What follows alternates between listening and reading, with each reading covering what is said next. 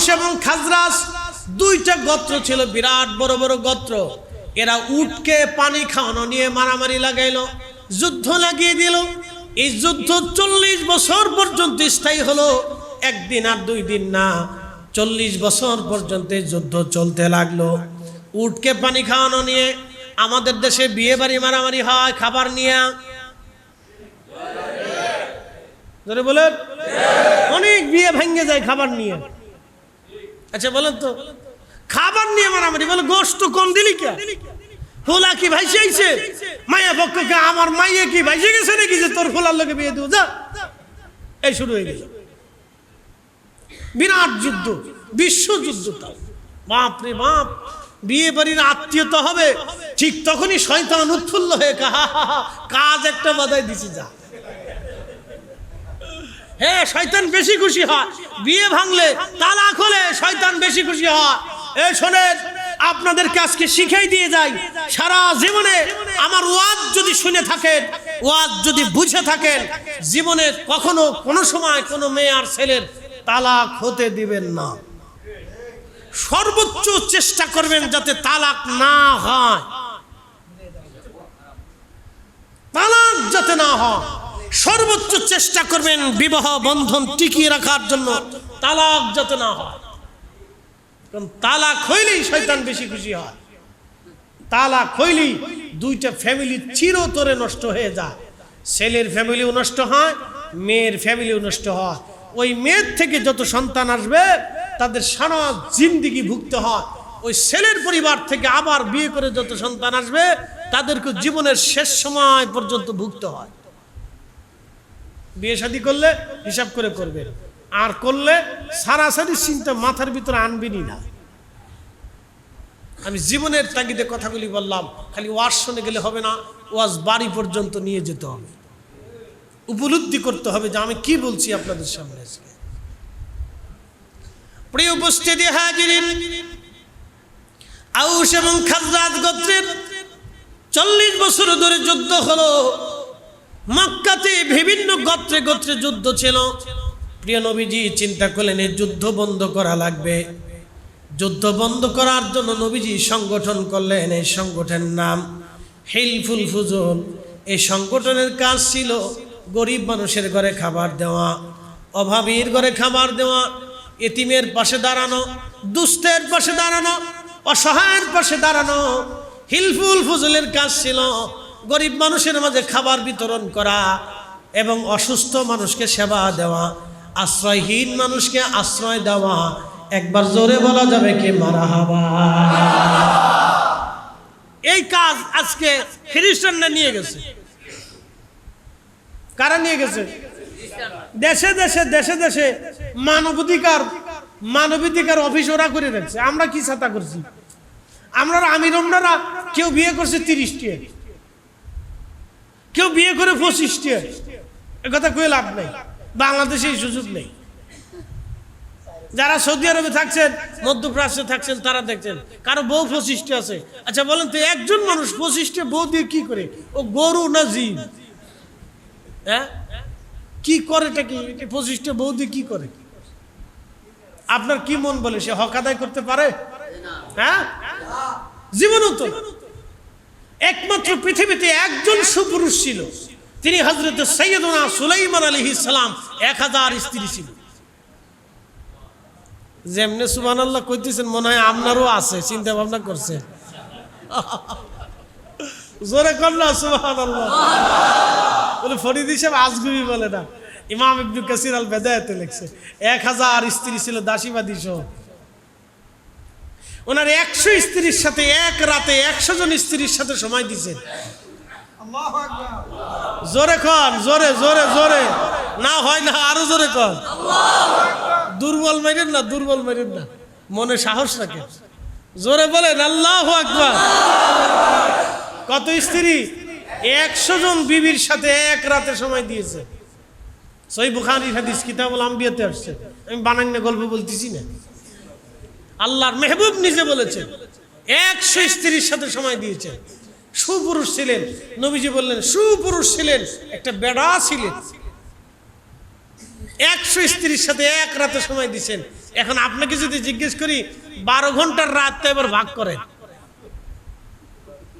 100 জনকে কিভাবে ভাগ করবেন আপনি ভাগ করে দেন। এটা মুজেজা। একসাথে বলেন এটা কি? জোরে বলেন এটা কি? মুজেজা। নবীদের সাথে কোন ব্যক্তির তুলনা দিলে এটা বড় বেমানান হবে, বেঈমানি হবে, নাফরমানি হবে। কথা বলেন ঠিক না বেটে? আমার নবীজির স্ত্রী আমাদের মা কয়জন ছিল? 11 জন। একসাথে বলবেন না মারহাবা? কতজন ছিল? 11 জন মা ছিল আমাদের। কতজন মা? 11 জন মা ছিল। আমাদের আম্মা ছিলেন 11 জন। আমি আমার মসজিদে, হাউজিং মসজিদে একদিন দাঁড়ায় বললাম, ভাইরে আপনারা তো অনেকেই রসুলকে নিজেদের মতো ভাবেন, তা আমার নবীজির 11 জন স্ত্রী, আমাদের 11 জন আম্মা ছিলেন, তা আপনারা যদি সম্ভব হয় তো 11 জন স্ত্রী গ্রহণ করেন। 6 মাস পরে যদি বুড়িগঙ্গার পানির ভিতরে না চুবাইছে তো আমি গরিবাদ দিয়ে চুরি করব।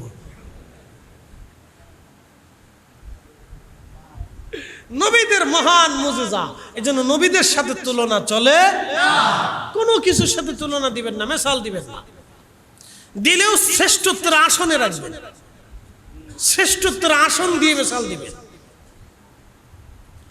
প্রিয় উপস্থিতি হাজিরিন, অনেকগুলি কথা বললাম, হিলফুল ফুজুল নবী করলেন। এই সংগঠনটা করে নবীজি আর্ত মানবতার সেবা করলেন। আমাদের যুবকদের কাজ কি ছিল? আমাদের তরুণদের কাজ ছিল এইভাবে আর্ত মানবতার সেবা করা, গরিব দুঃখীদের ঘরে খাবার দেওয়া, অসুস্থ মানুষের সেবা দেওয়া। কিন্তু বড় আফসোস, আমরা কি কতটা অসুবিধার ভিতরে আছি বাংলাদেশে। দেখেন আমাদের একটা মাত্র পিজি হাসপাতাল, বাংলাদেশের যতগুলি জেলা সদর হসপিটাল আছে যা দেখেন, সবকটা জেলা সদর হসপিটালগুলি একবারে নোংরা, পচা। কি আসতে কোন জোরে বলেন? আচ্ছা, পরিষ্কার করার জন্য কি সরকার বরাদ্দ করে না? অবশ্যই করে। পরিষ্কার করে না কারা? যাদেরকে দায়িত্ব দিছে তারা দায়িত্ব পালন করে না।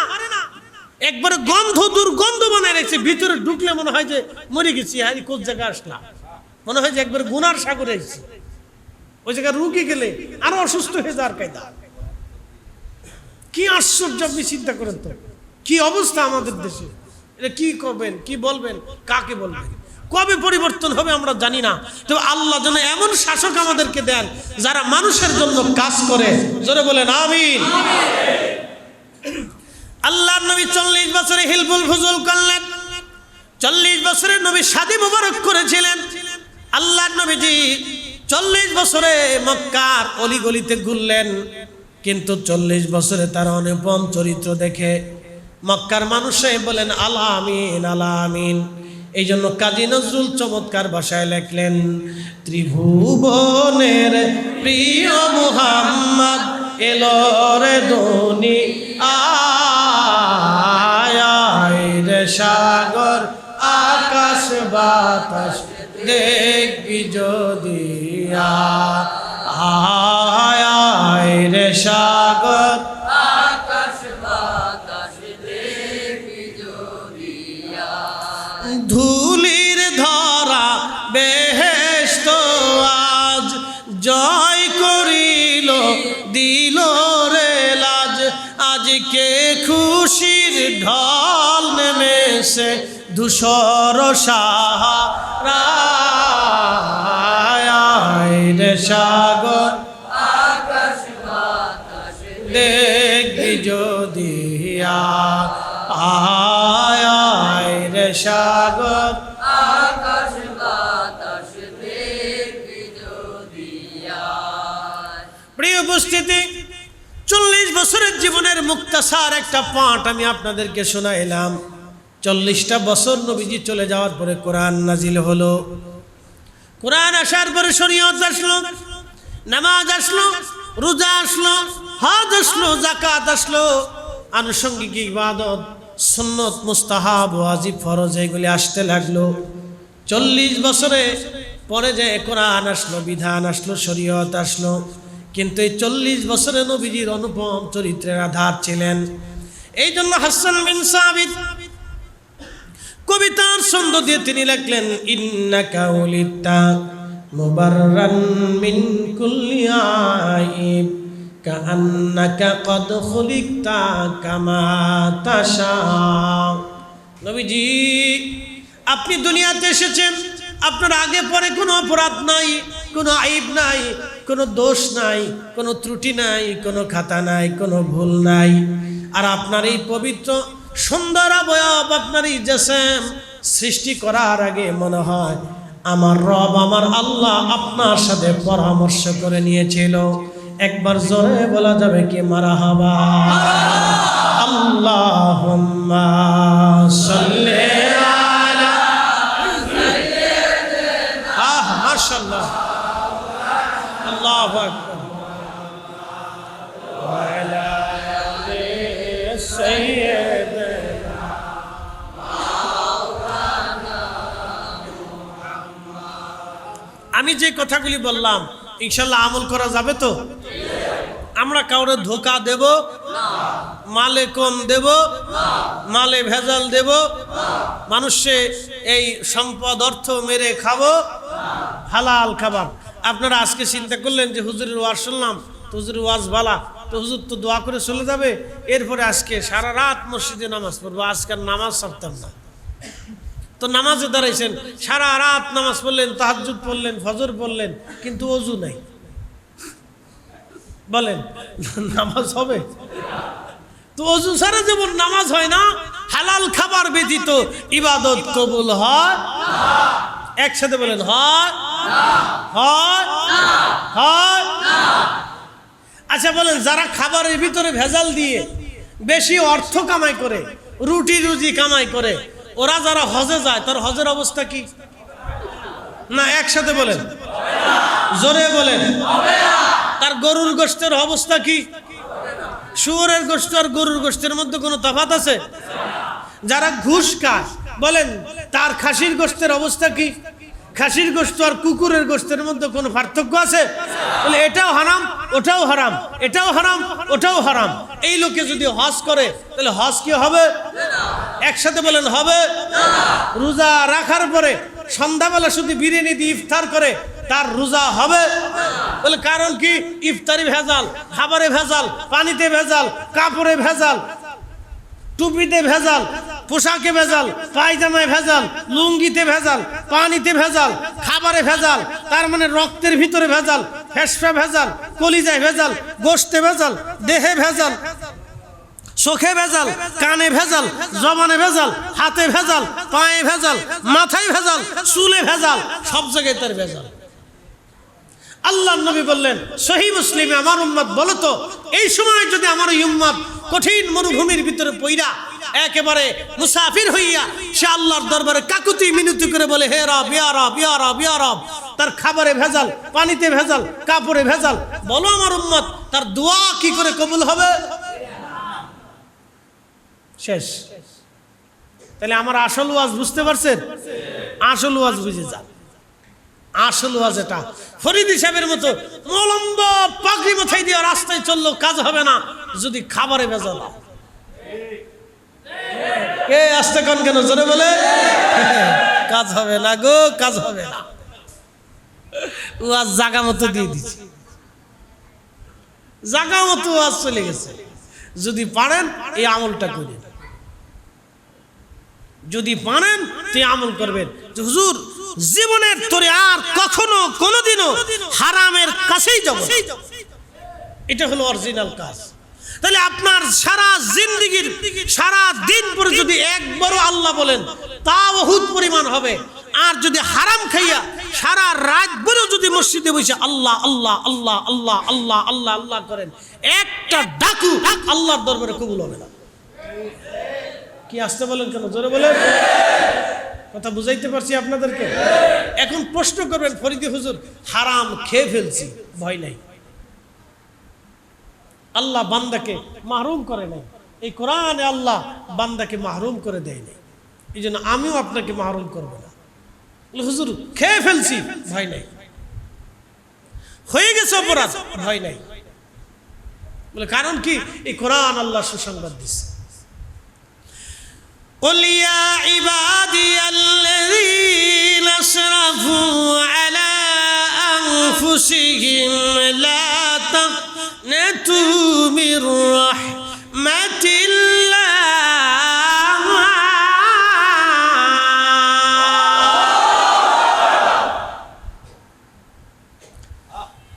إن الله يغفر الذنوب جميعا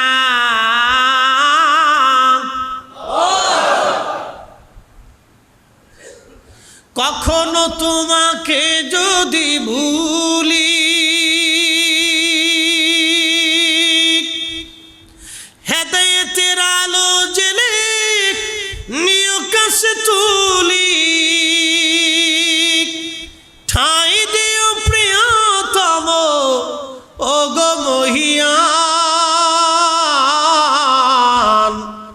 তুমি রহমান তুমি মেহেরবান অন্ধ গাহে না শুধু তোমার গুণগান অন্ধ গাহে না শুধু তোমার গুণগান বুঝেও বুঝে না তবু শান তুমি রহমান তুমি মেহেরবান।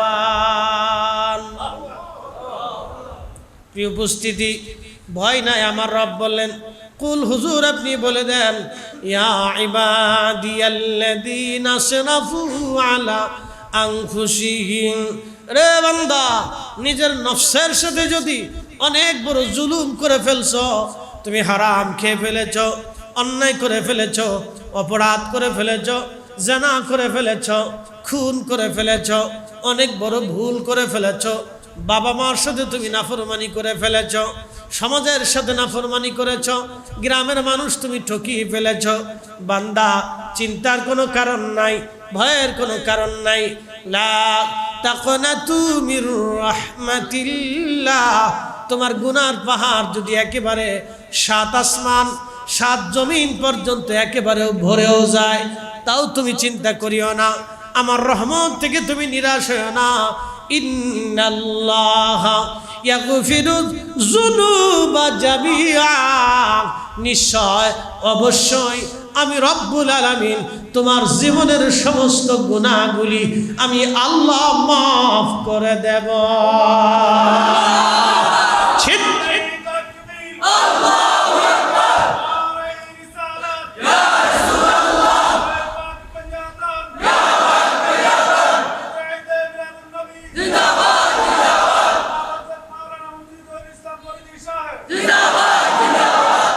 ক্ষমা করবে কে? জোরে বলেন কে? ক্ষমা চাবে কে? ক্ষমা চাবে আমরা। ক্ষমা করবে কে? ক্ষমা চাইতে হলে হাত বাড়াইতে হবে কিনা? সেজদা দিতে হবে কিনা? ক্ষমা চাইতে হবে কার কাছে? কেমনে কেমনে? বিনয়ে বিনয়ে 2 হাত বাড়িয়ে চোখের পানি ছেড়ে দিয়ে ক্ষমা চাবেন, হাত বাড়াবেন। হাত না বাড়াইলে আল্লাহ দেবে না, সেজদা না দিলে আল্লাহ দেবে না। হাত বাড়াবেন। সুলাইমান আলাইহিস সালাতু ওয়াস সালাম, ইমাম আবুল ফারাজ ইবনুল জৌজি 900 বছর আগে একটা কিতাব লেখছেন, উয়ুনুল হাকায়াতের মধ্যে লেখেন সুলাইমান আলাইহিস সালামের জামানাতে বৃষ্টি নাই, বৃষ্টির অভাবে মানুষের কষ্ট হচ্ছে। সমস্ত লোকেরা এসে বলল, নবী সুলাইমান, দুনিয়ার বাদশাহী আল্লাহ আপনাকে দিয়েছে, তাম পৃথিবীর বাদশা আল্লাহ আপনাকে বানিয়েছে, হুজুর বৃষ্টি নাই, আপনি আল্লাহর কাছে বলে বৃষ্টি এনে দেন। নবী সুলাইমান আলাইহিস সালাম বললেন, হে আমার উম্মতেরা, বৃষ্টি তো তোমরা চাও, তাহলে আমার সাথে চলো, আমরা সলাতুল ইস্তিসকার নামাজ পড়ব। বর্তমান যেখানে বাইতুল আকসা, এখানটাই ছিল সুলাইমান আলাইহিস সালামের রাজ দরবার, বিরাট বড় রাজ দরবার। এক পাশে 350 মন্ত্রী ছিল মানুষ, আর এক পাশে 350 মন্ত্রী ছিল জিন। উনি জিনদের বাদশা ছিলেন, মানব জাতির বাদশা ছিলেন, জিনদের কোহে কাফের বাদশা ছিলেন। অতল সাগরের গহ্বরে যেই দৈত্য দানব জিনেরা বসবাস করে সেটারও বাচ্চা সুলাইমান আলাইহিস সালাম ছিলেন। বাতাসের বাচ্চাই ছিলেন, পাখিদের বাচ্চা ছিলেন। সুলাইমান আলাইহিস সালামের 3টে বাহিনী যুদ্ধের জন্য রওনা দিত। একটা বাহিনী মানুষ, আর একটা বাহিনী ছিল জিন। জিন বাহিনী ছিল, জিনেরাও সাথে সাথে যাইতো, মানুষেরাও যুদ্ধ করার জন্য যাইতো। মানুষ বাহিনী এত পরিমাণে সেনা ছিল, লক্ষ লক্ষ সেনাদেরকে ছায়া দেওয়ার জন্য ছবি সুলাইমান আলাইহিস সালামের একটা বাহিনী ছিল, সেই বাহিনীর নাম হলো পাখি। এই পাখিদের যিনি মন্ত্রী ছিলেন তার নাম হুদহুদ। এই হুদহুদ শুধু মন্ত্রী ছিল না, গোয়েন্দা ডিভিশনের প্রধান, খুব মারাত্মক গোয়েন্দা ছিল। বড় বড় রাজ দরবারে রাজা বাচ্চাদের বেডরুমের কোনায় চুপচাপ যে বসে থাকতো, রাজারা কি বলে হুদহুদ পাখি সেই কথাগুলি নিয়ে এসে হযরত সুলাইমান আলাইহিস সালামের কাছে সে বলে দিত। মন্ত্রীরা কি বলে, জিনেরা কি গল্প করে, এই হুদহুদ সেই কথাগুলি সুলাইমানের কাছে বলে দিত। এই হুদহুদের একটা চোখের পাওয়ার আল্লাহ দিয়েছিলেন, একটা রাডার আল্লাহ দিয়েছিলেন। তাফসীরের মধ্যে এসেছে, আল্লাহর নবী বলেন, আমার উম্মতরা তোমরা শুনে নাও, হুদহুদ আকাশ দিয়ে উড়ে যাইতো। উড়ে যাওয়ার সময় যখন মরুভূমির উপর দিয়ে যাইতো, মরুভূমির কত ফিট নিচে পানি আছে এই হুদহুদের চোখের রাডারে ধরা পড়তো। এই কোথায় স্বর্ণরূপা আছে হুদহুদের রাডারে ধরা পড়তো, কোথায় মণি মুক্তা হীরা জহরত আছে হুদহুদের রাডারে ধরা পড়তো। এই সুলাইমান আলাইহিস সালামের কাছে হুদহুদ এসে বলে দিত, পয়গম্বর এত ফিট খুঁজলেই স্বর্ণ পাওয়া যাবে, মণিমুক্তা পাওয়া যাবে, এত ফিট খুঁজলেই খনন করলেই পানি আসবে। হযরত সুলাইমান আলাইহিস সালামের সোহবত থেকে একটা পাখি হুদহুদের চোখের পাড়া পার রাডার যদি এমন হয়, তাহলে বলেন তো এই জমানার আখিরি নবীর উম্মত ওলিদের চোখের রাডার কেমন হতে পারে? একসাথে জোরে বলবেন কি আল্লাহু আকবার। এই উম্মতের ওলিদের রাডার এত বড় মজবুত, খাজা বাবা আজমিরি সেই দিন যদি আজমির শরীফ থেকে এক মুষ্টি ধুলা পানিপথের প্রান্তরে মোহাম্মদ গুরি সেনাবাহিনীর বিরুদ্ধে পৃথিবীরাজের সৈন্যদের মধ্যে যদি মারতে না পারতেন, তাহলে আজকের এই কালেমা আপনাদের হয়তো নসিবে হতো না।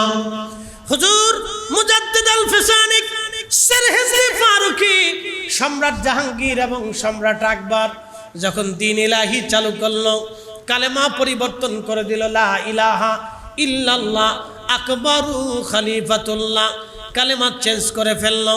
কালেমা পরিবর্তন হয়ে গেল, সালাম বন্ধ হয়ে গেল, সালামের পরিবর্তে সে চালু করলো জাল্লে জালালহু, কুরবানি বন্ধ হয়ে গেল। কোনো মুসলমান গরু ছাগল কুরবানি দিতে পারবে না, উট মহিষ ভেড়া বকরি কুরবানি দিতে পারবে না। মসজিদে তালা মেরে দেওয়া হলো, কোনো মসজিদে আজকে থেকে আজান হবে না। সব মাদ্রাসায় তালা মারা হলো, কোনো মাদ্রাসায় কোরআন হাদিস শিক্ষা দেওয়া হবে না। কালেমা বন্ধ হলো, মসজিদ বন্ধ হয়ে গেল, তালা মারা হয়ে গেল, ধর্ম চলে যায়। ইসলামের সূর্য এই উপমহাদেশের আকাশ থেকে ডুবে ডুবে যাচ্ছে। ঠিক এমন সময় আল্লাহ একজন মহান ওলি পাঠাইলেন, তার নাম মুজাদ্দিদ আল ফিসানি আহমদ ফারুকি সেরহিন্দি রহমাতুল্লাহ আলাইহি। তিনি হযরত ওমর রাদিয়াল্লাহু তাআলা আনহুর বংশধর ছিলেন। হযরত সেরহিন্দি রাহিমাহুল্লাহ তিনি যখন আসলেন, সম্রাট আকবর পরাভূত হলো, সম্রাট জাহাঙ্গীর তার কাছে পরাভূত হলো। সম্রাট জাহাঙ্গীর তাকে মেরে ফেলে দেওয়ার জন্য সিংহের কাছার মধ্যে ঢুকিয়ে দিল। ক্ষুধার্ত সিংহ মুজাদ্দিদ আল ফিসানিকে চিরে চিরে ফেরে ফেরে খাবে, ওরা তাকিয়ে তাকিয়ে আনন্দ করবে। কিন্তু না, সম্রাট জাহাঙ্গীর জানে না ওলিদের দৌড় আল্লাহর আরশ পর্যন্ত। কথা বলেন ঠিক কিনা? ওলিদের দৌড় খোদার আরশ পর্যন্ত সম্রাট আকবর আর জাহাঙ্গীর জানতো না। মুজাদ্দিদ আল ফিসানি সিংহের খাঁচার ভিতরে, সিংহ বসে আছে খাবে, কিন্তু আল্লাহর ওলি যখনই ঢুকলেন, সিংহটা আস্তে করে লেজটা গুটায়া মাথাটা নিচু করে আল্লাহর ওলির সামনে বসে গেলেন। আল্লাহর ওলি সিংহের খাঁচার ভিতরে নামাজে দাঁড়িয়ে গেলেন। সিংহের জবান খুলে গেল, হুজুর ভয় পাবেন না, দুনিয়ার কেউ আপনাকে না চিনলেও আমি আপনাকে চিনি। আল্লাহ আপনাকে জমানার মুজাদ্দিদ বানিয়ে পাঠিয়েছে, দিন সংস্কার জিন্দা করার জন্য আল্লাহ আপনাকে পাঠিয়েছে। আপনার শরীরে আসর পর্যন্ত কাটা আল্লাহ আমার জন্য হারাম করে দিয়েছে। আপনার কোনো ভয় নাই, আমার জীবন চলে গেলেও আমি আপনার ক্ষতি হতে দেব না। একবার আওয়াজ তুলে বলা যাবে কি মারহাবা। সেই দিন যদি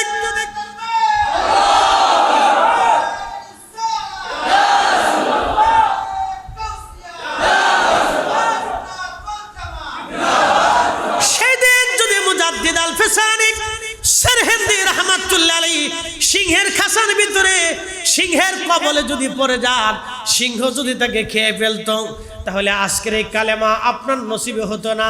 কালেমা লা ইলাহা ইল্লাল্লাহ মুহাম্মাদুর রাসূলুল্লাহ সাল্লাল্লাহু আলাইহি ওয়াসাল্লাম, এই কালেমা আর থাকতো না।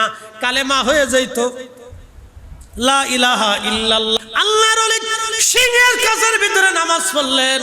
এই জন্য ওলিরা আগের জমানার ওলি আর এই জমানার ওলি এক না। আগের জমানার ওলিদের থেকে এই জমানার ওলিদের আল্লাহ 70 গুণ মর্যাদা দিয়েছেন। এই জন্য আমরা আহলে সুন্নাত ওয়াল জামাতের অনুসারীরা আমরা ওলিদেরকে ভালোবাসি। নিজের জন্য না আল্লাহর জন্য? একসাথে বলেন কার জন্য? আমরা আল্লাহর ওলিদেরকে আল্লাহর জন্য ভালোবাসি। শাহজালাল আমানি মুজাররিদি রাহমাতুল্লাহ আলাইহি সেই দিন যদি তিনি যাই নামাজ সুরমা নদীর উপরে বিছাইতে না পারতেন, তাহলে আজকের ইসলাম আপনাদের নসিবে হতো না। মালয়েশিয়া গেলাম, হুজুর গাউসে পাকের আওলাদ হযরত আল্লামা ইমাম ইসমাইল বুগদাদি আল হাসানি আল হুসাইনি কারি সাহেব হুজুর হয়তো বিদেশ সফর করেন। আপনারা যারা কোনোদিন যদি যান, মালয়েশিয়া প্রবাসী যদি থাকেন, তাহলে পোলাও বসার মালাক্কা প্রণালীর একেবারে ছোট্ট দ্বীপ পোলাও বসার খুবই সুন্দর চমৎকার। গেলাম আমি মাজার জিয়ারত করতে। মালয়েশিয়া সরকার ওই দ্বীপটাকে চাইনিজদের কাছে ইজারা দিয়ে দিল। উদ্দেশ্য হলো চাইনিজরা হোটেল মোটেল পর্যটন কেন্দ্র বানাবে। বুঝতেই তো পারতেছেন, উন্নত বিশ্বের হোটেল মোটেল মানে মদ খাওয়া, নাচানাচি করা, বার হাউস, আনন্দ ফুর্তি করা, জেনা করা। বন্ধু খুব মনোযোগ দিয়ে শুনবেন, হোটেল মোটেল হয়ে গেল, পর্যটন কেন্দ্র হয়ে গেল। খুবই চমৎকার করে দ্বীপটাকে সাজানো হলো। চাইনিজরা উদ্ভাবন করলো, কিন্তু পানি আসে না। একসাথে বলেন আল্লাহু আকবার। কি আসে না? পানি আসে না। বলে ব্যাপার কি, পানি কেন আসে না? ইঞ্জিনিয়াররা পরীক্ষা নিরীক্ষা করে দেখলো সাগরের লিয়ার সাগরের নিচে চলে গেছে। মালাক্কা সাগরের লিয়ার, পানির লিয়ার আল্লাহ নিচে নিয়ে চলে গেলেন। পানি আসে না। বহু চেষ্টা করলো, পানি আসে না। পানি সার্ভিস হয় না, পানির ব্যবস্থা হয় না। পানি যেহেতু নাই, হোটেল কিভাবে চলবে? পানি না থাকলে কেমনে চলবে? আরো নানান সমস্যা আসতে লাগলো। বন্ধু মালয়েশিয়ার যিনি সুলতান ছিলেন, রাজা ছিলেন, ওই সময় মাহাতির মোহাম্মদ ছিলেন প্রধানমন্ত্রী। সেই সময় রাজাকে স্বপ্ন দেখাইলেন, হুজুর গাউসে পাকের আওলাদ, মালয়েশিয়ার রাজা, আমি নবীর আওলাদ, আমি নবীর বংশধর, আমি নবীর রক্ত, হাসান হুসাইনের রক্ত, আমি হুজুর মহিউদ্দিন আব্দুল কাদের জিলানির সন্তান, আমি ইসমাইল বুগদাদি আল হাসানি এই দ্বীপের মধ্যে ঘুমিয়ে আসি। তোমার কি করে সাহস হয় এখানে জেনার কারখানা বানাবা, মদের কারখানা বানাবা? তাড়াতাড়ি আমার এই দ্বীপ থেকে তুমি মদের কারখানা সরায় নাও, এখানে কোনো বেহাপনা চলবে না। একবার জোরে বলা যাবে কি মারহাবা। এই ওলিরা আছে না নাই? আছে, এখনো আছে। ওলিরা আছে, তখনও ছিল। ইজারা বন্ধ হয়ে গেল, চায়নারা চলে গেল। আমি ঘুরে দেখে আসছি, সে হোটেল মোটেল পরিত্যক্ত অবস্থায় পড়ে আছে, এখন আর লোক যায় না। মালয়েশিয়ান সরকার একটা আইন করে দিলেন, এমন আইন করে দিলেন, সুন্দর করে প্লাকার্ডে রেখে দিলেন, এইখানে কোনো পুরুষ এবং নারী একত্রিতভাবে এক জায়গায় বৈশা কোনো যুবক যুবতী ডেটিং করতে পারবে না।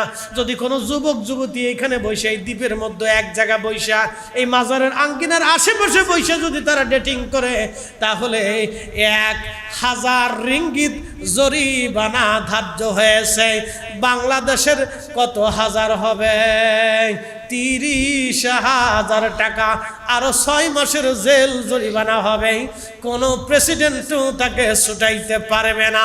ওরা আল্লাহর ওলিদের মাজারকে এইভাবে সংরক্ষণ করে রাখছে। একবার জোরে বলা যাবে কি মারহাবা। আর আমরা আছি ভাঙ্গার চিন্তাছি যে ক্ষমতা আসলে ভাঙ্গে দিবেন, সারা জীবন চিন্তা করবেন কিন্তু ক্ষমতা পাবেন না। বলে হুজুর কারণ কি? ক্ষমতা ওলিদের দোয়া আসে, ক্ষমতা ওলিদের দোয়া আসে। কেউ যদি মনে করে যে আমরা ক্ষমতায় আসলে বাংলাদেশে সব মাজার ভাঙ্গে সমান করে দিব, শুনে রাখেন, স্বপ্ন দেখবেন, ক্ষমতা পাবেন না। না না, ক্ষমতা পাবেন না। বলে কারণ কি? আমি বলে দিয়ে গেলাম, এই ওয়াজ আমার সাক্ষী থাকবে, ক্ষমতা পাবেন না। বলে কারণ কি? ওলিদের দোয়ায় ক্ষমতা আসে।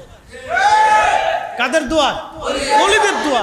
দুনিয়াতে ওলিদের দোয়ায় ক্ষমতা আসে, ওলিদের দোয়া আসমান থেকে বৃষ্টি আসে, ওলিদের উসিলায় জমিনে শস্য হয়। নতুবা আমরা যেই অপরাধ করি, যেই গুনাহ করি, যেই জঘন্য কাজ করি, এই কাজে আল্লাহ আসমান থেকে বৃষ্টি দেওয়ার কথা না। কি কথা ঠিক আছে না? জঘন্য কাজের শেষ সীমায় পর্যন্ত চলে গেছে, বৃষ্টি আসার কথা না। জঘন্য কাজের শেষ সীমায় পর্যন্ত চলে গেছি আমরা, বৃষ্টি আসার কথা না।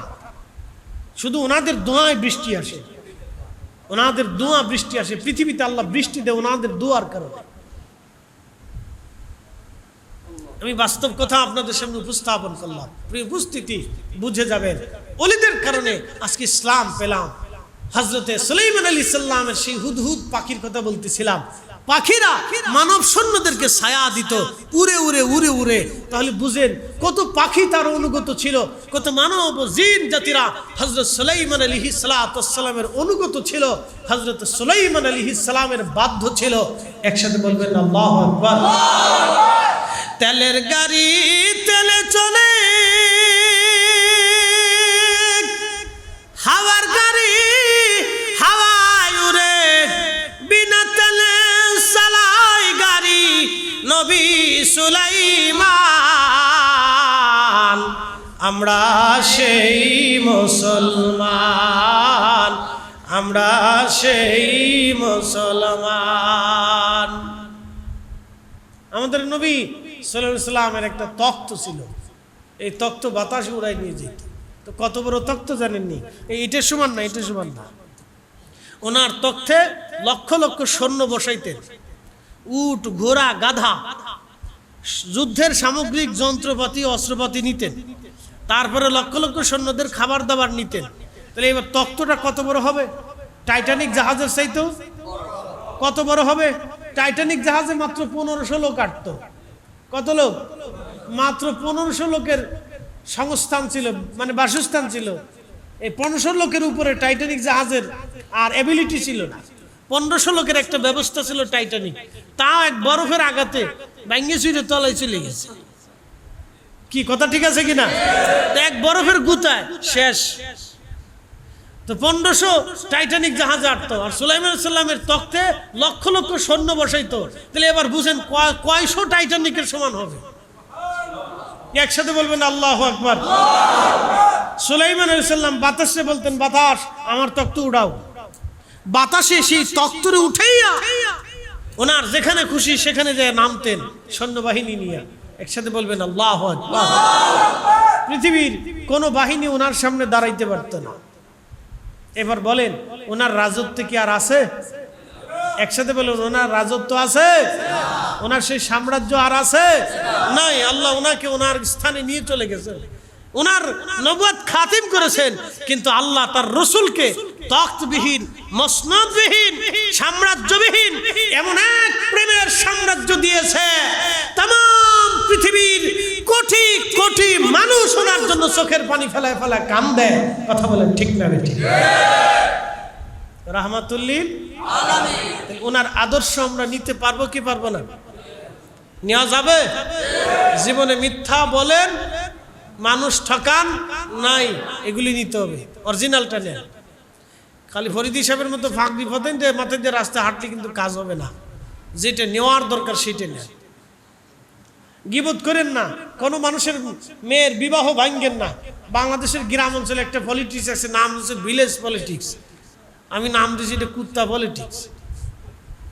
বলে হুজুর এই নাম কইলেন কে? এত মারাত্মক, কারো মাইয়ের ঠিক মতো বিয়ে পর্যন্ত হইতে দেয় না। কি ঠিক আসতে কোন কে জোরে বলেন? এদেশের গ্রামের ৬৮,০০০ গ্রামের ৬৮,০০০ গ্রামের অন্তত মিনিমাম ৬৮,০০০ গ্রামে বহু মানুষ নিজের স্বাধীন মতো পছন্দ মতো ভালো মতো নিজের মেয়েটার বিয়ে দিতে পারে না। ২-৪ ভাঙ্গুনি দিবেই, বাঙ্গুনি দিবেই। রাস্তা দিয়ে হেঁটে যাচ্ছে, ওই বাজারে যাওয়ার পরে সালাম আলাইকুম চাচা, আপনার নতুন নতুন লাগে, বাড়ি কোথায়? বলে কুমিল্লা। কোথায় আসছিলেন? বলে করিম সাহেবের বাড়িতে আসছিলাম। বলে কারণ কি? বলে আমার একটা ছেলে আছে, ওনার একটা মেয়ে আছে, তো মেয়েটাকে দেখতে আসছিলাম, বাড়িটারি দেখতে আসছিলাম, আত্মীয়তা হওয়ার কথা, তো কার জায়গা পাইলেন না। কারণ কি? কেন মেয়ের চরিত্র ভালো না। তারপর মেয়ের মা আরো খারাপ। এই কথা শোনার পরে কেউ আত্মীয়তা করবার চায়? এই লোক চলে গেছে, না না সর্বনাশ মেরে ফেলছে রে, ইজ্জত গেছে, এই লোকের সাথে আত্মীয়তা করা যাবে না। এরকম ভাঙ্গানি বাংলাদেশে চলতে থাকে। এরকম আছে বাংলাদেশের প্রত্যেকটা গ্রামে, এরকম ২-৪টা লোক আছে। কথা কেন আছে না নাই? আবার জিকিরও করে, কিন্তু বিরাট জিকির করে, বিরাট জিকির করে। এই জন্য আসল মানুষ হইতে হবে, যেই চরিত্রে রাহমাতুল লিল আলামিন আমাদেরকে দিয়ে দুনিয়াকে ধন্য বানিয়ে গেছেন, সেই চরিত্র আমাদেরকে নিতে হবে। কথা বলেন ঠিক না বেঠে? আল্লাহ তৌফিক দিক, সকলে বলেন আমিন। একটু জিকির করে মহব্বতে আল্লাহ আল্লাহ আল্লাহ আল্লাহ আল্লাহ আল্লাহ আল্লাহ আল্লাহ আল্লাহ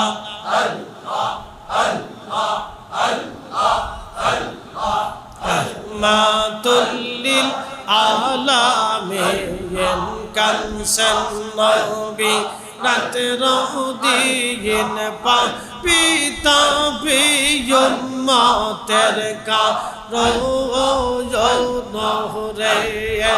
আল্লাহ আল্লাহ আল্লাহ আল্লাহ আল্লাহ আল্লাহ আল্লাহ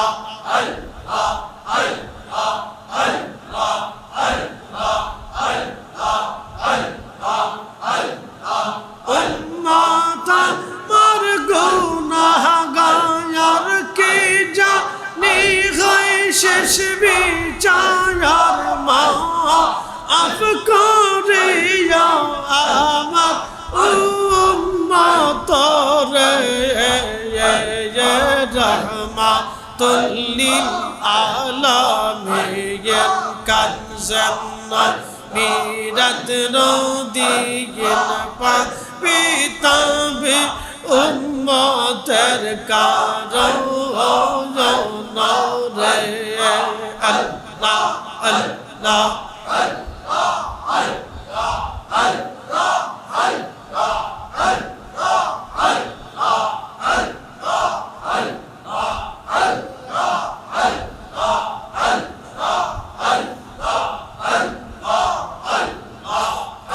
সাধনে পাইব তোমার এই গহন বিজে গোলামের দেখা দিবানি আল্লাহ আল্লাহ আঙ্গালের দেখা দিবেনি গহন বিজে কোন সাধনে পাইব তোমার আল্লাহ আল্লাহ আল্লাহ আল্লাহ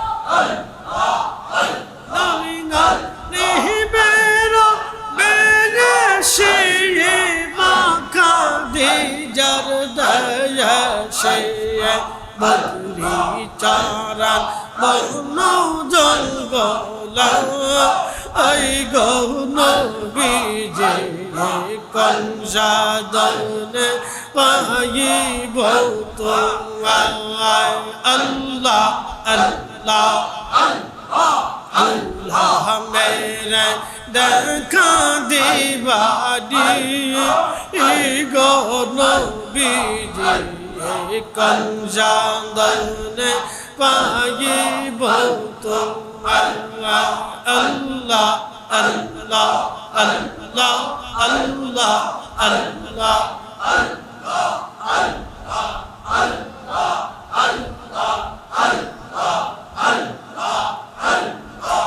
এই সমস্ত মুঝে জানা দেখা হযরত খাদিজা জীবন জন্ম সপিল আপনার এই গো নবীজি কোন জাদনে পাইব তোমার আল্লাহ আল্লাহ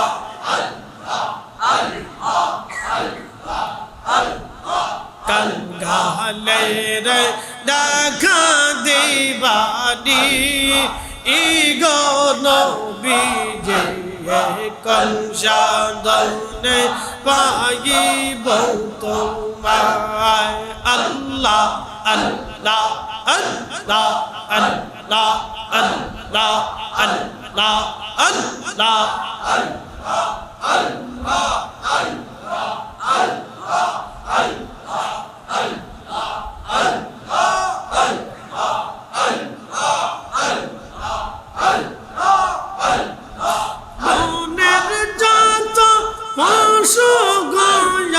ভক্তি করতই দুই চরণ মেঘমালা ছায়া দিত গা এই গো নবীজি কোন জাদনে পাইব তোমার আল্লাহ আল্লাহ আল্লাহ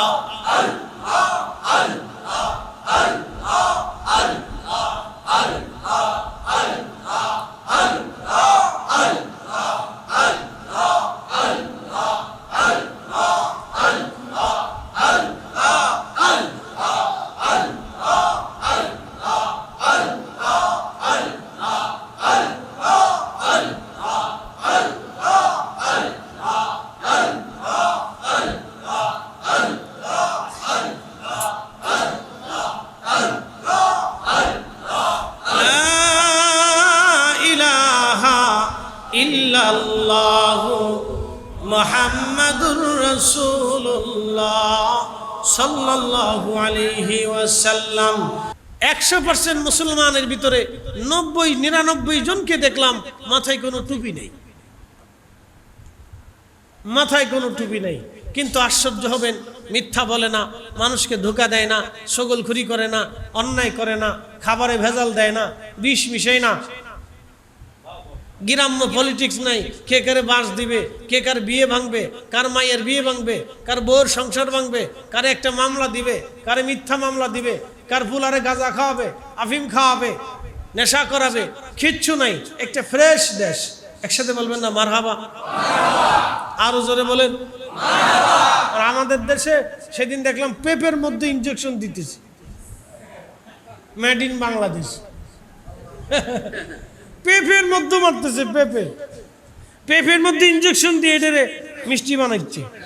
চিন্তা করতেছে কবে ডাবের ভিতরে হান্দাই দেয় আল্লাহ জানে। হ্যাঁ আছে না, ডাবের ভিতরে দেয় তো আর হয়েছে কাজ। তো বেশি দিন বাঁচবেন না, ক্যান্সার আসবে, কিডনি নষ্ট হবে, লিভার নষ্ট হবে, ব্লাড ক্যান্সার হবে, লাংস নষ্ট হবে, পেশাবের রাস্তা নষ্ট হবে, পাথর পড়বে, পাকস্থলী নষ্ট হবে, রক্ত নষ্ট হয়ে যাবে, ব্রেন নষ্ট হয়ে যাবে, হার্ট নষ্ট হয়ে যাবে। বাচ্চা জন্ম হয়, হার্ট ছিদ্র হয়ে যায়। 20 বছরের ছেলে হাঁটতে হাঁটতে ঠাস করে পড়ে মরে যায়। হ্যাঁ, শুধু খাবারে ভেজাল, পানিতে ভেজাল, চকলেটে ভেজাল, ফাস্টফুডে ভেজাল, সব জায়গায় ভেজাল। আপনি আশ্চর্য হবেন, রং মিশ্রায়, রং কাপড়ে যে রং দেয়, এই রং কালো জিরার সাথে মিশায়, এটা খাওয়ার পরেই মানুষের ক্যান্সার হবে, ব্লাড ক্যান্সার হবে। এটাই বাঙালি মিশায়, আমরা মিশাই। কয়দিন আগে দেখলাম ভক্ত অধিদপ্তর গেছে এক টুপিওয়ালার দোকানে, সুন্দর দাড়ি, মাথায় চমৎকার সাদা টুপি, হাই হাই হাই, দেখলে মনে হয় 5 ওয়াক্ত নামাজি। সে খাবারের ভিতর রং মিশায়, বিরিয়ানির ভিতরে রং মিশায়। তাকে জিজ্ঞাসা করা হলো, তাহলে তোমার ছেলেটাকে এই খাবার খাওয়ানো হোক? না, এটা খাবার দেওয়া যাবে না। আপনি আশ্চর্য হবেন, অথচ আপনি ভাবেন যাদের মাথায় টুপি নাই, যারা খাওয়ার আগে মদ খায়, খাওয়ার পরে মদ খায়, ইউরোপিয়ান জাতিদের দেখেন, ওরা খাবারে ভেজাল দেয় না, পানিতে ভেজাল দেয় না, মিথ্যা কথা বলে না, মিথ্যা মামলা দেয় না, মিথ্যা সাক্ষ্য দেয় না। আমাদের দেশে মামলা মোকদ্দমা হলে চেয়ারম্যান সাহেব বসে রয়েছে, এই মিথ্যা মামলা, মিথ্যা সাক্ষ্য আদালতে যাইয়া টুপি মাথায় দিয়ে সাক্ষীর জন্য দাঁড়াইছে। মুরব্বীর বয়স 80 বছর, কাকা কি জন্য আইছেন? সাক্ষী দিতে আইছি। বলে কি সাক্ষী? মারামারি হয়েছিল, ছিলেন ওই সময়? না, ছিলাম না, সাক্ষী দিতে আইছি। ও বেটার হিসাবই নাই, যার কয়দিন পরে আমার কবর আসবে। Made in Bangladesh. মসজিদের ভিতরে বসে এ জাতি মিথ্যা কথা বলে। কি আসতে কোন কেন জোরে বলেন? হ্যাঁ, ওয়াজ শুনে জানেন, এটা আসল ওয়াজ। এইগুলি যতদিন পর্যন্ত আমাদের পরিবর্তন না হবে, আমাদের দেশের কোনো পরিবর্তন হবে না, আমাদেরও কোনো পরিবর্তন হবে না। না, কোনো পরিবর্তন হবে না, কোনো পরিবর্তন হবে না। মালয়েশিয়া গেছি, হুজুর গাউসে পাক মহিউদ্দিন আব্দুল কাদের জিলানী রাহিমাহুল্লাহর মাজার জিয়ারত করতে যাব। মালাক্কা সাগরের ভিতরে একটা ছোট্ট দ্বীপ। তো স্পিড বোটে উঠবো, ঘাটে গেছি, চিন্তা করলাম হাজত ছেড়ে অজু টজু করে ফ্রেশ হয়ে তারপরে যাই। তো ওয়াশরুমে যাওয়ার পরে ওয়াশরুম থেকে বের হলাম, দেখলাম একটা ছোট্ট টেবিলের উপরে একটা বাক্স রাখা, বাক্সটা খালি, ভিতরে রিঙ্গিত দেওয়া টাকা। আমি জিজ্ঞেস করলাম, ভাই টাকা দিতে হবে? পেশাব পেশাব করছেন, ফ্রেশ হয়েছেন, টাকা দিতে হবে। কত? বলে 1 রিঙ্গিত। তো আমি 1 টাকা দিলাম। বাংলাদেশের 30 টাকা, ওদেশের 1 টাকা, বাংলাদেশের 30 টাকা। অথচ আমাদের দেশের মাত্র 6 বছর আগে ওরা স্বাধীন হয়েছে। কয় বছর আগে হয়েছে? ওহনো আমাদের দেশের গুতাগুতি গেছে না। বাপরে বাপ, এটা কই লাভ নেই। গুতাগুতি কারে কয়? জি যারে পারে হেরে গুতা গুতা গুতাইতে গুতাইতে দেশ শেষ হয়ে গেছে, এটা নাই কিছু। আমাদের দেশের 30 টাকা, ওদের দেশের 1 টাকা। এদেশের প্রায় 40 লক্ষ মানুষ ওদেশে যায় কাজ করে, অথচ এদেশের মানুষেরই সম্পদে ভরপুর। এর মাটির নিচে খনিজ সম্পদ, এর সাগরের নিচে খনিজ সম্পদ, এর প্রত্যেকটা মানুষ সম্পদ, এর গাছে গাছে সম্পদ, এর মাটি সম্পদ। মাটির ভিতরে বীজ ফালাইলেই ফসল। কি কথা কর না কেন? বাংলাদেশের মাটিতে বীজ ফালাইলেই ফসল হয়, অথচ আমরা খাবারে অভুক্ত থাকি। কয়েকদিন আগে দেখলাম দিনাজপুরে এক লোক ক্ষুধার্ত ময়লা আবর্জনার ভিতরে না খেয়ে মরে পড়ে আছে। বুঝবেন, কিয়ামতের ময়দানে ওই লোকটা বলবে, হে রব, তোমার 18 কোটি বান্দার কাছে আমি খাবার পাইনি, ক্ষুধার্ত অবস্থায় মারা গেছে। আপনি জবাব কি দিবেন? সেই ইসলাম বুঝে যান, আপনি দিন বুঝে যান। আজকে যাদেরকে আমরা উলঙ্গ দেখি, তাদের দেশে একটা কুত্তা পর্যন্ত নিরাপদ, তাদের দেশে একটা বিড়াল পর্যন্ত নিরাপদ। ওদের দেশে একটা বিড়ালকে যদি আপনি অন্যায়ভাবে লাঠির আঘাত করেন, পুলিশ আপনাকে ধরে নিয়ে যাবে, প্রেসিডেন্ট ফোন দিলেও আপনাকে ছাড়বে না। আর আমাদের দেশে একটা মানুষের নিরাপত্তা নাই। রাস্তা দিয়ে হেঁটে যাবেন, অন্ধকার রাত 2টার সময় যদি 4-5টা যুবক সামনে পড়ে, তো শরীরের ভিতর কামড় দিয়ে উঠে, না জানি ডাকাতি বললো কিনা। বিশেষ করে আমরা যারা ভয় পাই, 4-5টা যুবক সামনে থাকলে আমাদের শরীরে কামড় দিয়ে উঠে, না জানি এরা যদি সামনে যায় ঘের দিয়ে ধরে বসে, যে হুজুর যা আছে দিয়ে যান, কিচ্ছু করার নেই। লক্ষ্মীপুরে মা আর মেয়েরে ঘরের ভিতরে জবাই করিয়া 30 ভরি স্বর্ণ নিয়ে চলে গেছে। Made in Bangladesh. ভালো করে বুঝে যাবেন, এগুলি যদি চলতে থাকে আগামীর দিন আমাদের অন্ধকার। কি শিখলাম আমরা? আমরা রসুলের উম্মত, কালেমা পণ্য বলা জাতি, শ্রেষ্ঠ নবীর শ্রেষ্ঠ উম্মত। কথা বলেন ঠিক না বেটা? আমাদের চাইতে দামি কেউ আছে? আল্লাহ কোরআনে আমাদের সার্টিফিকেট আমাদেরকে দিয়েছেন। আল্লাহ কোরআনে, আল্লাহর জবানে আল্লাহ সার্টিফিকেট দিয়েছেন। কুনতুম খায়রা উম্মাতিন উখরিজাত লিন-নাসি তা'মুরুনা বিল মা'রুফি ওয়া তানহাউনা আনিল মুনকার। আল্লাহু আকবার। খায়রা উম্মাহ, তোমরা সর্বশ্রেষ্ঠ জাতি। একসাথে বলবেন মারহাবা।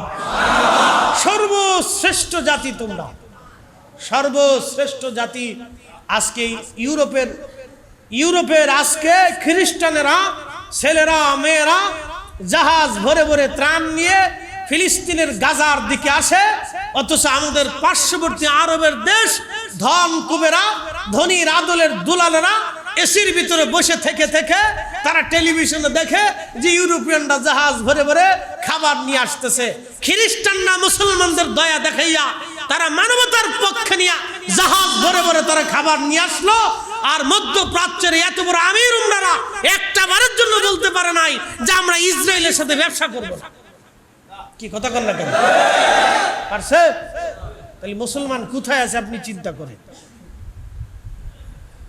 মুসলমান কোথায় আছে আপনি একটু ভাবেন। আমাদের ডিমোশন কত কঠিন, ভাবলে আপনার গা শিহরে উঠবে, গা শিহরে উঠবে।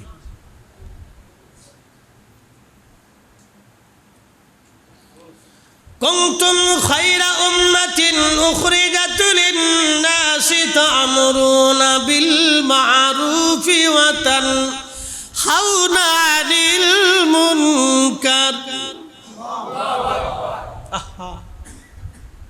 রব্বুল আলামিন মহাগ্রন্থ পবিত্র কোরআনের ভাষায় আমার আল্লাহ বলে দিলেন, তোমরা শ্রেষ্ঠ জাতি, শ্রেষ্ঠত্ব তোমাদেরকে দিলাম। দুনিয়াতে তোমরা দুইটা কাজ করবা, তা'মুরুনা বিল মা'রুফ, মানুষদেরকে ভালো কাজের দিকে দাওয়াত দেবা, ও তানহাউনা আনিল মুনকার, খারাপ কাজ থেকে তোমরা ফেরাবা। আমাদের সবার দায়িত্ব মানুষদেরকে ভালো কাজের দিকে দাওয়াত দেওয়া। আমাদের সবারই দায়িত্ব ছিল মানুষদেরকে ভালো কাজের দাওয়াত দেওয়া। আল্লাহর নবী বললেন, তোমার কারণে যদি একজন বান্দা নামাজি হয়, যতদিন পর্যন্ত সে নামাজ পড়বে ততদিন পর্যন্ত আমার রব আমার আল্লাহ ওই বান্দার আমল নামায় নামাজের নেকি লিখতে থাকবে। জোরে বলেন সুবহানাল্লাহ। আজকে আপনাদেরকে এখানে দাওয়াত করে আনা হয়েছে না? আপনারা আসছেন না? যারা ইন্তজাম করছেন, আপনার যত নেকি হয়েছে, যারা ইন্তজাম করেছেন, যারা অর্থ দিয়েছেন, যারা সহযোগিতা করেছেন, তাদের সবার আমল নামায় সমপরিমাণে নেকি দেওয়া হবে। আপনার এক অংশ কম দেওয়া হবে না। আপনাকে যা দেওয়া হবে, চেয়ারম্যান সাহেবকে তা দেওয়া হবে, ইমাম সাহেবকে তা দেওয়া হবে, কমিটির সদস্যদেরকে তা দেওয়া হবে, এবং যারা টাকা দিয়ে সহযোগিতা করেছে তাদেরকেও সেই পরিমাণে দেওয়া হবে। এক চুল পরিমাণও কম হবে না। একসাথে বলবেন সুবহানাল্লাহ। তাহলে মাহফিল চলবে না বন্ধ হবে? মাহফিল চলার দরকার আছে কিনা নাই? অনেকে বলে ভাই মাহফিল দিয়ে কি হবে? তা আমি বলি মাহফিল না দিয়ে কি হবে? আপনি বাংলাদেশে মাহফিল বন্ধ করে দেন, মাহফিল বন্ধ করে দেন, দাওয়াত বন্ধ করে দেন, মাদ্রাসা বন্ধ করে দেন, জুমার ওয়াজ বন্ধ করে দেন, পীর মাশায়েখদের খানকা দরগা দরবার বন্ধ করে দেন। 5 বছর পরে যদি এদেশের মেয়েরা হাফ প্যান্ট পরে রাস্তায় না হাঁটে, তো আমি ঘড়িবাদ দিয়ে চুরি করব। 5 বছরের ভিতরে এদেশের মেয়েরা হাফ প্যান্ট পরে রাস্তা দিয়ে হাঁটবে। আপনার চোখের সামনে ছেলে আর মেয়ে ডেটিং করবে। নাম কি? ডেটিং না কি কয়? ঠিক আছে, নিলে ঘোরাঘুরি করবে। মসজিদ আল্লাহর ঘরে ভেঙে ছেড়ে বলা যায় না, ওরা ঘোরাঘুরি করবে আপনার চোখের সামনে, আপনি কিছু বলতে পারবেন না। তারপরে বর্তমান যিনি ক্ষমতায় আসেন তিনি সুন্দর একটা কাজ করছেন। বলে হুজুর কি সুন্দর কাজ করছেন? কাজটা হলো তিনি এদেশের প্রতি তাদেরকে এই শ্রমজীবীর মর্যাদা দিয়ে দিচ্ছেন। তো এবার বুঝেন আপনি কি কাজ করে দিছে। আগামীকাল আগামী দিন আপনার মেয়ে আপনার বউ আপনার স্ত্রী যদি পতিতাবৃত্তি করে আপনি কিছু করতে পারবেন না। বলে আমি শ্রমিক, আমি কাজ করে খাই। বিরাট কাজ করছে, একবারে বিরাট ফজিলতের কাজ করে দিচ্ছে। এটার পরবর্তী রিয়াকশন 20 বছর পরেই বুঝবেন, 10 বছর পরেই বুঝবেন যে কি রিয়াকশন হয়। আমেরিকা ইউরোপের মতো কায়দা বায়দা হবে। ও দেশের মেয়েরা রাস্তাতে হাফ প্যান্ট পরে হাঁটে, আপনি কিছু বলতে পারবেন না, খালি চেয়ে দেখবেন, হাসতেও পারবেন না, খালি হাঁ করে চেয়ে দেখবেন, কিছু বলতে পারবেন না। প্রিয় উপস্থিতি হাজিরের, আমরা শ্রেষ্ঠ জাত। রব্বুল আলামিন আমাদেরকে শ্রেষ্ঠত্ব দিয়েছেন। আমাদের কাজ হলো মানুষদেরকে আল্লাহর দিকে ডাকা, ভালো কাজের দিকে ডাকা, খারাপ কাজ থেকে ফিরিয়ে রাখা। একটু চিন্তা করেন, আমি ওয়াশরুম থেকে বের হয়ে রিঙ্গিত দিলাম, টাকা দিলাম, কিন্তু যিনি টাকা নিবেন তিনি নাই, শুধু বাক্স পড়ে আছে, বাক্সের ভিতরে টাকাও পড়ে আছে। আমি বললাম কি ব্যাপার? বাথরুমের সামনে, টয়লেটের সামনে বাক্সের ভিতরে টাকা কেউ নেয় না। কে হুজুর এদেশে কেউ টাকা ধরবে না? আমার বাংলাদেশ হলে কি হইতো, ল্যাট্রিন পর্যন্ত নিয়ে যাইতো। কি কথা খারাপ হয়েছে ভাই? তো বাথরুম পর্যন্ত উঠাই লিয়ে যেত। আপনি একটু চিন্তা করেন যে আমাদের এখনো চেঞ্জ হইতে কত বছর। কদিন আগে মাহফিলে গেছি ভৈরবে, হুজুর আমাদের মসজিদের ফ্যান চুরি করে লেগেছে। আমার ঢাকার আমার মসজিদে জুমা পড়ায় হাউজিং এ অনেক টাকা উঠে প্রত্যেক জুমাতে, তো প্রায় 10 লাখ টাকার মতো বাক্সের আলমারির ভিতরে ছিল, প্রায় 10 লাখের মতো নগদ ছিল। এরকম তালা কাইটিয়ে, জানালা কাইটিয়ে, তালা কাইটে, 3 তালা কাইটে সরে টাকা নিয়ে গেছে। মুতল্লি সাহেব বলতেছে হুজুর একটু দোয়া করেন সরে যাতে টাকা ফেরত দেয়। আমার যেই সরে মসজিদের জানালা কাটছে, যেই চোরে আলমারি 3 তালা কাটে মসজিদের টাকা নিছে, আমার দোয়া ও জিন্দেগিতে টাকা ফেরত দেবে না। Made in Bangladesh. হ্যাঁ, এই মসজিদটাও লয়ে গেছে। আচ্ছা বলেন তো, দান বাক্স কাটে যে টাকা নিল ওটা কুত্তায় লইছে? তো কেটাই লইছে? তো হ্যাঁ, হিন্দুরা এসে নিছে। হিন্দুরা চুরি টুরি করে না, এরা পয়সা লাগে, ব্যবসা করে খায়, আর চাকরি করে না ব্যবসা করে, ওরা কাজ বাজ করে। দেখবেন ওরা ব্যবসা করে না কাজ করে। ওদের ছেলেরা যেটার মেধা বলো এটার লেখাপড়ায় দেয়, আর যেটার মেধা খারাপ এটার ব্যবসা লাগাই দেয়, কাজ করে খা। আর আমরা হয়েছি হলো ভিন্ন সিস্টেম, খালি ঘুরে ঘুরে খায়, কয়েকদিন পর বাপের হোটেলে খায়, পরে একটা মোটরসাইকেল কিনে দাও। কালকে খবরে দেখলাম এক ছেলে জুয়া খেলে, জুয়ার টাকা বাবা মা দেয় নাই, দিয়ে বৃদ্ধ মারে মাইরে ঘরের ভিতরে কবর দিয়ে দিচ্ছে। High high high high! আপনি আগামীর দিনগুলি আমাদের জন্য বিভীষিকা আসবে যদি এখনই সতর্ক না হয়। কথা বলেন ঠিক না বেঠিক? এখনই সতর্ক হতে হবে, এখনই সতর্ক হতে হবে। আর এদেশে আমরা কিছু হুজুর আছি, এই এদের তার উদ্দেশ্যে মিলাদ বন্ধ করো। কে মিলাদে আপনারা কামড়াইছে নাকি? হ্যাঁ, মিলাদ বন্ধ করতে হবে। কে দোয়া বন্ধ করো? কে দোয়া কি তোমার কামড়াইছে নাকি? এগুলি করতে হবে কেন? যা বন্ধ করার দরকার আমরা তা বন্ধ করতে পারি না। আমাদের বন্ধ করার দরকার ছিল যেই বেটা এদেশে ইয়াবার ব্যবসা করে, গাজার ব্যবসা করে, নেশার ব্যবসা করে, ওরে ধৈর্য ওর বাড়ি পর্যন্ত আগুন দিয়ে পুরাই দেওয়ার দরকার ছিল। আমাদের দরকার ছিল, আমরা তা পারি নাই, পারি উল্টাটা। যেটা করলে মানুষ আল্লাহর দিকে আসবে আমরা সেটা বন্ধ করতেছি, কোরআন খতম দেওয়া বন্ধ করতেছি। এটার জন্য আল্লাহ আমরা পাঠাইছে নাকি? আল্লাহ আমাদেরকে পাঠাইছিল এই জমিনে অন্যায় বিচার বন্ধ করার জন্য। প্রত্যেক গ্রামের ৬৮,০০০ বাংলাদেশের গ্রামে ঠিক মতো ন্যায় বিচার হয় না। স্বজন প্রীতি, চোখ দেখা, টাকা দিয়া, দল দেখা, মত দেখে বিচার হয়। চেয়ারম্যান সাহেব এখানে বসে আছে, ওনারাও মাঝে মধ্যে নিরুপায় হয়ে যায়, ওনাদের দোষ দিয়ে লাভ নেই। ওনারাও নিরুপায় হয়ে গেছে বিভিন্ন সময়, কিছু করার থাকে না, কিচ্ছু করার থাকে না অনেক সময়। এই অবস্থা। আমাদের কাজ কি দোয়া বন্ধ করা? দোয়া বন্ধ করার জন্য আল্লাহ আমরা পাঠাইছেন। যেই কাজের জন্য পাঠাইছিল আমরা সেই কাজ করিনি, করছি উল্টাটা। আর এক দল আছে বুকের উপরে হাত বাঁধতেই হবে, হেতে এমন ভাব লইছে এটাই সহি, বাদ বাকি যা আছে সব সহি, আল হাদিস সব বেদাত, আলে হাদিসরাই সহি, তারা সহি হাদিসের কথা বলে, তারাই সহি, আর যা আছে সব বেদাত। ওরে সূরা কোথাকার! 1000 বছর আগে বাংলাদেশ ইসলাম এসেছে, 1300 বছর আগে বাইজিদ বুস্তামি রাহিমাহুল্লাহ ইসলাম এনেছেন, তার আগে সাদ বিন আবি ওয়াক্কাস রাদিয়াল্লাহু আনহু দেশ ইসলাম এনেছেন, 360 জন আল্লাহর ওলি দেশ ইসলাম এনেছেন, কুতুবউদ্দিন কাকি এনেছেন, নিজামউদ্দিন আউলিয়া এনেছেন, খাজা বাবা আজমিরি এনেছেন, মুজাদ্দিদ আল ফসানি সেরহিন্দি এনেছেন, শেখ আব্দুল হক মুহাদ্দিস দেহলভী এনেছেন, শাহ ওয়ালিউল্লাহ মুহাদ্দিস দেহলভী এনেছেন, আব্দুল্লাহ আকবর আবাদী এনেছেন, শেখ আদম বিন নুরি রাহিমাহুল্লাহ এনেছেন, অসংখ্য ওলিরা দেশে ইসলাম এনেছেন। তারা যদি বুকের উপরে হাত বাঁধত তাহলে ভারত উপমহাদেশের ৭৫ কোটি মুসলমান বুকের উপরে হাত বাঁধত। তারা নাভির নিচে হাত বাঁধাইয়া এই উম্মতকে নবীর আসল সুন্নাত শিখাই দিয়ে গেছে। কথা বলেন ঠিক না বেটা? ও আইছে মসজিদে ভেজাল বাঁধাইতে, উচিত কথার বাত নাই। যেটা বন্ধ করার দরকার ছিল আমরা সেটা বন্ধ করতে পারি নাই। আমার দেশের বহু যুবক নেশাগ্রস্ত হয়ে গেছে, কত বোনের সংসার ভেঙে গেছে তার হিসাব নাই। ছেলে দেখতে হৃষ্টপুষ্ট, পরে শোনা যায় সে নেশাগ্রস্ত। কি আশ্চর্য! একটা নেশাখোরের সাথে একটা মেয়ে কিভাবে সংসার করবে? আপনি নিজেও জানেন না যে আপনার বোন বিপদগ্রস্ত হয়ে গেছে, বহু নারীর সংসার নষ্ট হয়েছে, কিন্তু যেগুলি বন্ধ করার দরকার ছিল আমরা সেটা বন্ধ করতে পারি নাই।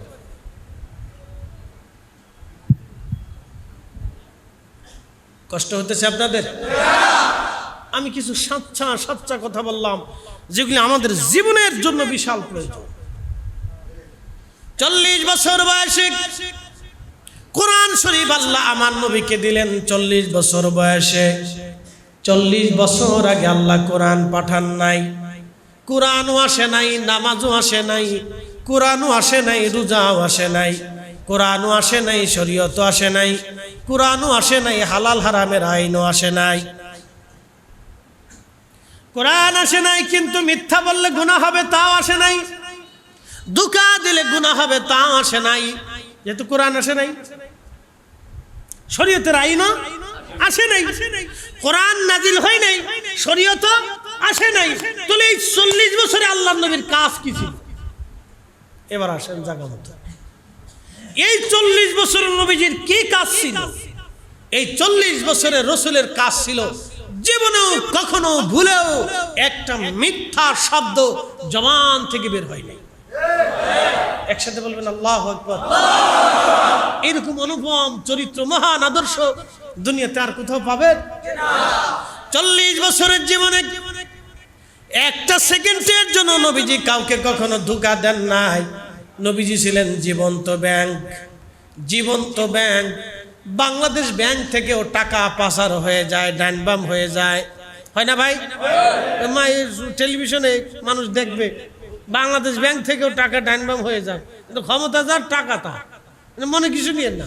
আমার বাংলাদেশের যে ক্ষমতা আসে, ব্যাংক ব্যালেন্স আদালত তার সব হয়ে যায়। আর আমরা হয়েছি 420।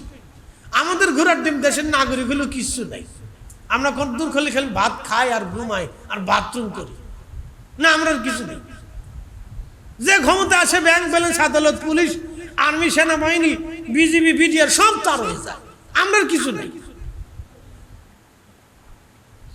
বাংলাদেশ ব্যাংক থেকেও টাকা ডাইনবাম হতে পারে, কিন্তু আমার বিশ্ব ব্যাংক থেকেও টাকা ডাইনবাম হতে পারে, সুইস ব্যাংক থেকেও টাকা ডাইনবাম হতে পারে, কিন্তু রাসূল করিম এমন এক জীবন্ত ব্যাংক ছিলেন। মক্কার মানুষ জাহিলিয়াতের জমানাতে বলতো আল আমিন, বিশ্বাসী। জাহিলিয়াতের নিকৃষ্ট মানুষও বলতো আল আমিন, বিশ্বাসী। যারা দিন দুপুরে মানুষ জবাই করত তারাও বলতো আল আমিন, বিশ্বাসী। যারা মানুষের সামনে নিজের জীবন্ত কন্যাকে মাটির ভিতরে জীবন্ত কবর দিত তারাও বলতো আল আমিন। যারা মক্কার হারামের শরীফের আল্লাহর বাইতুল্লাহর চারপাশে তাদের স্ত্রীদেরকে উলঙ্গ করে তাওয়াফ করাইতো তারাও বলতো আল্লাহ আমিন। যারা নিজের স্ত্রীকে হাসতে হাসতে অন্য পুরুষের কাছে জেনা করতে পাঠাইতো টাকার জন্য, তারাও সেই দিন নবীকে বলতো আল আমিন। তিনি এত বড় আল আমিন ছিলেন যে এক চুল পরিমাণ সম্পদ কারো ডান বাম করতেন না। যে যাহা নবীজির কাছে আমানত দিত আল্লাহ নবী ঠিক সেইভাবেই প্যাকেট করে তার হাতে আমানতগুলি আবার ফিরিয়ে দিতেন। আমরা কি সে আদর্শ নিতে পারছি? নিতে পারি না। আমি মাঝে মধ্যে বলি আমাদের দেশ থেকে, আমরা সৌদি থেকে, মধ্যপ্রাচ্য থেকে, রসুলের দরবার থেকে কালেমা আনছি কিন্তু নবীর আদর্শ আনতে পারি নাই। আর ইউরোপিয়ানরা নবীর কালেমা নেয় নাই কিন্তু আদর্শ নিয়ে গেছে।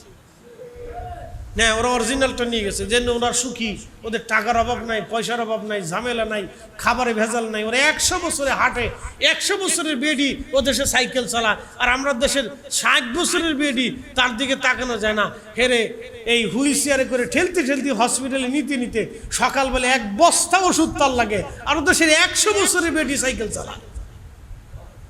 কেন জানেন? খাবারে ভেজাল নাই, বাতাসে ভেজাল নাই, পানিতে ভেজাল নাই, কথায় ভেজাল নাই, কাজে ভেজাল নাই, দুশ্চিন্তা নাই, চিন্তা নাই। আমাদের দেশের মহিলারা বাচ্চা কাচ্চা হওয়ার পরে চিন্তা করো কি খাওয়াবো কি, ব্যবসা দিব কি, কাজ দিব কি, ওর উপার্জন হবে কি, একটা মার চিন্তা করতে করতে জীবন শেষ হয়ে যায়। কি কথা কন না কেন? চিন্তা করতে করতে জীবন শেষ। জীবনের প্রয়োজনে কয়টা কথা বললাম, বুঝে সুঝে বাড়ি যে হিসাব করেন যে ফরিদি হুজুর কি বলছিল ঠিক কিনা, তো বুঝবেন যে না আমি ঠিকই বলছি।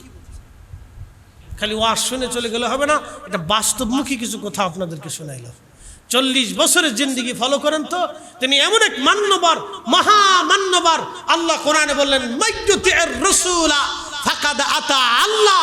এ বান্দারা শুনে রাখো, আমার নবী মানলেই আমি আল্লাহ মানা হয়ে যায়। আসতে হয়ে গেল না? জোরে বলেন। নবী মানলে কাকে মানা হয়? নবী মানলে কাকে মানা হয়?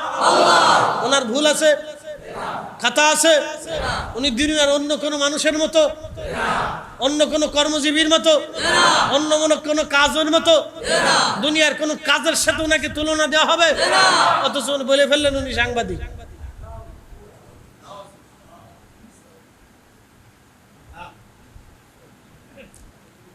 বললে আপনারা বলবেন বিরোধিতা করেন। না, আমরা কারো বিরোধিতা করি না, তবে রসুলের সম্মানকে হানি করলে আমরা এখানে চুপ থাকতেই পারি না। কথা বলে ঠিক কিনা? কারো বিরোধিতা করেন, আল্লাহর কসম করে বলি কারোর সাথে আমাদের দুশ্মনী নেই, না কারোর সাথেই দুশ্মনী নেই। কিন্তু শানে রিসালাতকে যদি আমার বাপেও ছোট করে দেখে, তো এই সময় আমরা বাপকেও চিনি না, বাপকেও চিনি না। হিসাব সহজ করে নিয়ে, কঠিন কিছু না বাপ, একেবারে সহজ হিসাব। এই সময় পৃথিবীর কাউকে চিনবেন না। বলে হুজুর কারণ কি?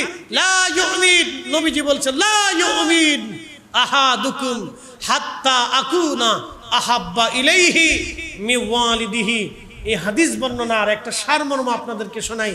হযরত ওমর রাসূলের দরবারে আসছে, নবী জিজ্ঞেস করলেন ওমর তুমি আমাকে ভালোবাসো? বলে হ্যাঁ ইয়া রাসূলুল্লাহ। আপনাকে কেমন?